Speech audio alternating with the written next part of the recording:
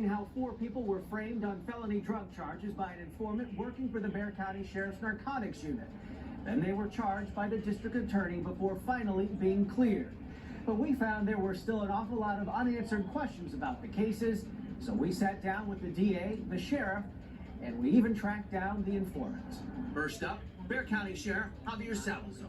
Informants maybe are like a pencil, right? There's been so many other space-age technologies that make handwriting so much more advanced than just a stubby pencil, but we still use stubby pencils. So what about the informant in the cases we showed you earlier? You know, what I can tell you is we won't ever use this person again. But yeah, it'll be a cold day before we utilize this person again. But he seemed to be of two minds of the district attorney's move to dismiss the drug dealing charges against Ruby Sandoval and the exonerations of Rexina Linan Juarez, Louis Garcia, and John Cate. At one point, he told us, I trust Mr. Gonzalez to make the right decision, and so when they informed us that they were going to be dismissing these cases, all we can do is agree with them and keep doing what we do. But at another, he startled us with this claim. You know, there were other indicators of narcotics activity going on, separate from what the CI had told us about, separate from what we believe the CI was doing in these cases. There were other indicators that there was drug dealing going on. But a minute later, he seemed to contradict himself.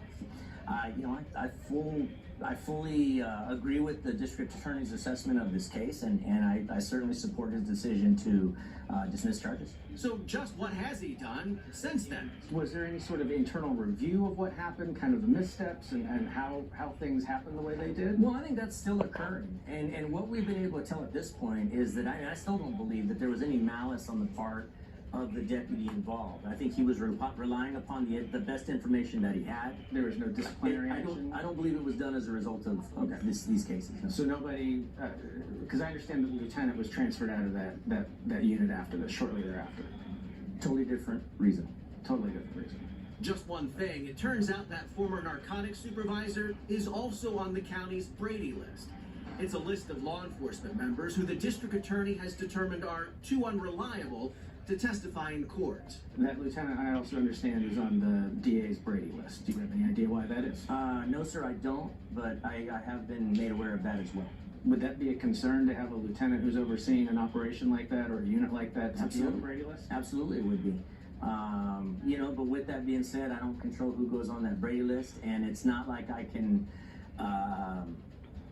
take any further action. Has there been any sort of disciplinary action taken on anybody? Not to my knowledge. No, sir. But there was still one big question we had concerning the Nealy